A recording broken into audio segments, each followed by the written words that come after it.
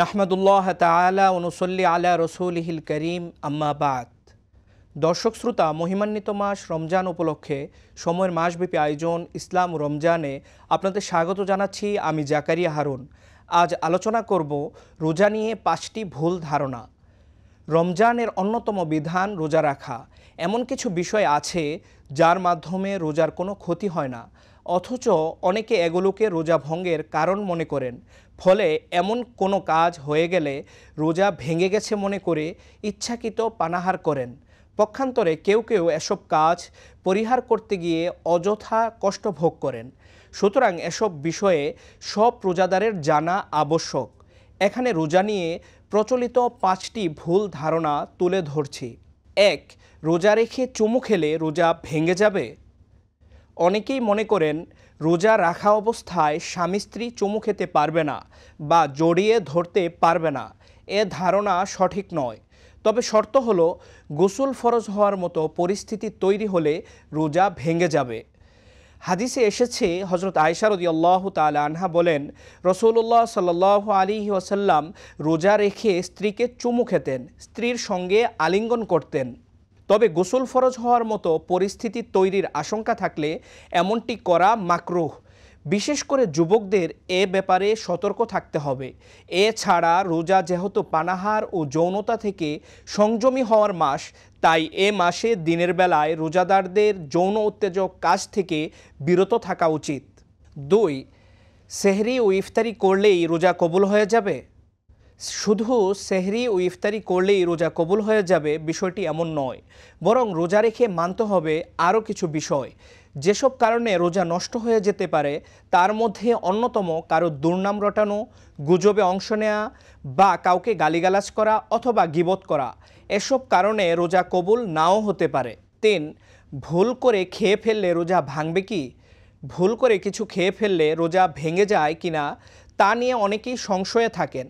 আপনি যদি সত্যিই একদম ভুলে কিছু খেয়ে ফেলেন তাহলেও আপনার রোজা শুদ্ধ হবে, যদি আপনি বোঝার সঙ্গে সঙ্গে খাওয়া বন্ধ করে দেন। আবার অনেকে রোজা ভেঙে গেছে ভেবে ইচ্ছে করে খাবার খান। 4.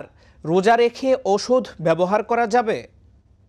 ফুকাহায়ে কেরাম বলেন, রোজা রেখেও কিছু ওষুধ ব্যবহার করা যাবে, যেমন চোখের ড্রপ, কানের ড্রপ বা ইনজেকশন।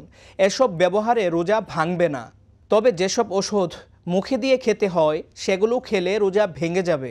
সেহরির আগে এবং ইফতারের পরে তা খেতে হবে। এছাড়া অসুস্থ থাকলে রোজা রাখা না রাখার বিষয়টি অভিজ্ঞ চিকিৎসকের পরামর্শের ওপর নির্ভর করবে। অসুস্থ, অন্তঃসত্ত্বা দুর্বল, ভ্রমণকারীর জন্য রোজা রাখা আবশ্যক নয়। 5. যে কোনো পরিস্থিতিতে রোজা রাখতে হবে। ইসলামী শরীয়তে শুধু প্রাপ্তবয়স্ক ও সুস্থ ব্যক্তির ওপর রোজা ফরজ করা হয়েছে। শিশু, অসুস্থ, দুর্বল, ভ্রমণকারী, অন্তঃসত্ত্বা বা শিশুকে বুকের দুধ খাওয়াচ্ছেন এমন নারীর জন্য রোজা আবশ্যক নয়। যদি অল্প সময়ের জন্য কেউ অসুস্থ হন তাহলে সুস্থ হওয়ার পর অন্য সময়ে তিনি ভাঙা রোজাগুলো পূরণ করে দিতে পারেন।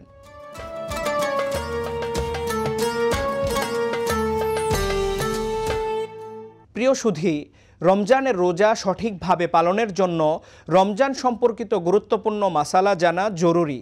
তাই এ সংক্রান্ত 2টি মাসালা এখানে উপস্থাপন করছি। একজন জানতে চেয়েছেন, রোজা রেখে রক্ত দেয়া যাবে।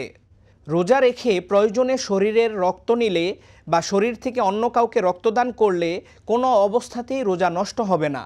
কারণ রক্ত দেওয়ার কারণে যেমন কোনো বস্তু শরীরে ঢুকেনি, তাই তাতে রোজা নষ্ট হওয়ার প্রশ্নই আসে না।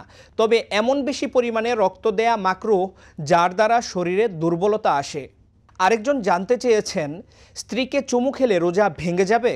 রোজা অবস্থায় স্ত্রীকে চুমু দেওয়া ও আলিঙ্গন করা ইসলামে জায়েজ, এতে রোজার কোনো অসুবিধা হয় না। তবে গোসল ফরজ হওয়ার মতো পরিস্থিতি তৈরির আশঙ্কা থাকলে এমনটি করা মাকরুহ। দর্শক শ্রোতা, রমজান মাস জুড়ে সময় নিয়মিত আয়োজন ইসলাম রমজানের সঙ্গে থাকার জন্য সবাইকে ধন্যবাদ। পরবর্তী পর্ব দেখার আমন্ত্রণ জানিয়ে এখানেই শেষ করছি। আসসালামু আলাইকুম ওয়া রাহমাতুল্লাহি ওয়া বারাকাতুহু।